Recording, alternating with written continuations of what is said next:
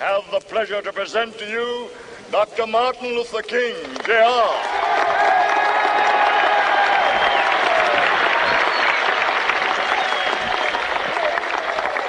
I am happy to join with you today in what will go down in history as the greatest demonstration for freedom in the history of our nation.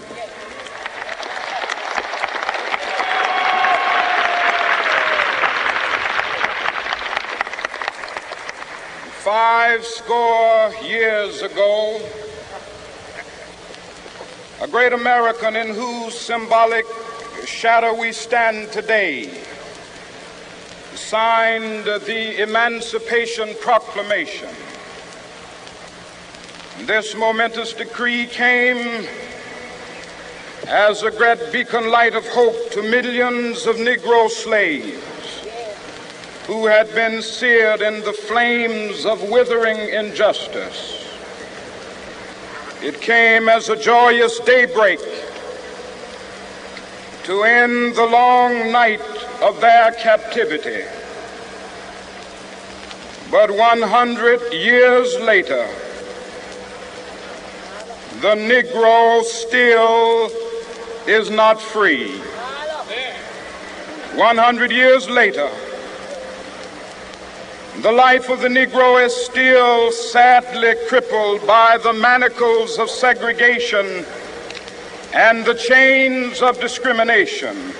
100 years later, the Negro lives on a lonely island of poverty.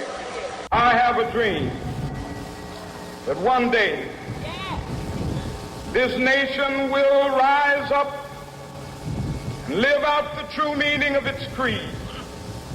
We hold these truths to be self-evident, that all men are created equal.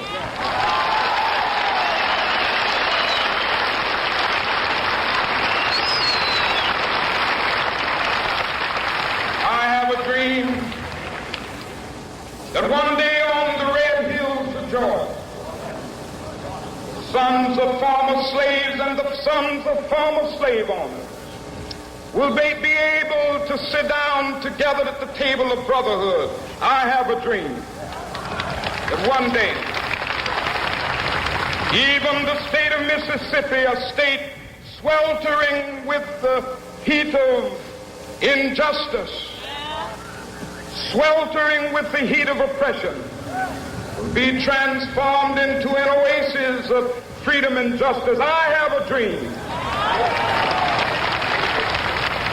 My four little children will one day live in a nation where they will not be judged by the color of their skin, but by the content of their character. I have a dream today.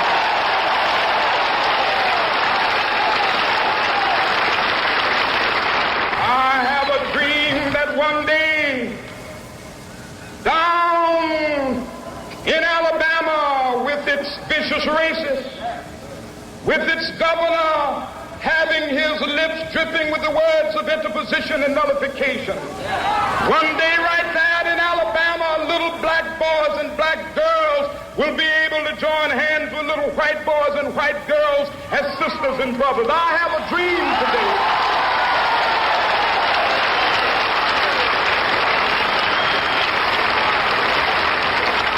I have a dream that one day every valley shall be exalted, and every hill and mountain shall be made low. The rough places will be made plain, and the crooked places will be made straight, and the glory of the Lord shall be revealed, and all flesh shall see it together.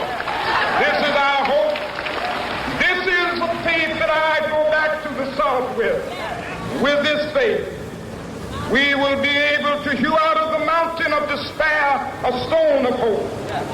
With this faith, we will be able to transform the jangling discords of our nation into a beautiful symphony of brotherhood. With this faith, we will be able to work together, to pray together, to struggle together, to go to jail together, to stand up for freedom together, knowing that we will be free one day.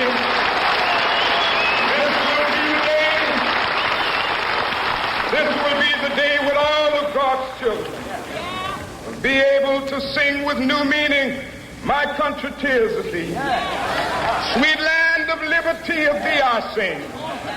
Land where my fathers died, land of the pilgrim's pride.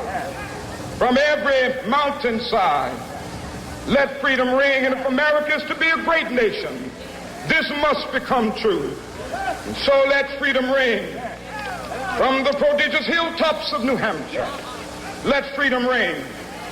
From the mighty mountains of New York, let freedom ring. From the heightening Alleghenies of Pennsylvania, let freedom ring. From the snow-capped Rockies of Colorado, let freedom ring. From the curvaceous slopes of California. But not only that, let freedom ring from Stone Mountain of Georgia. Let freedom ring from Lookout Mountain of Tennessee. Let freedom ring from every hill and molehill of Mississippi, from every mountainside. Let freedom ring, and when it happens, when we allow freedom ring, when we let it ring from every village and every hamlet, from every state and every city, we will be able to speed up that day when all of God's children, black men and white men, Jews and Gentiles, Protestants and Catholics, will be able to join hands and sing in the words of the old Negro spiritual, free at last, thank God Almighty.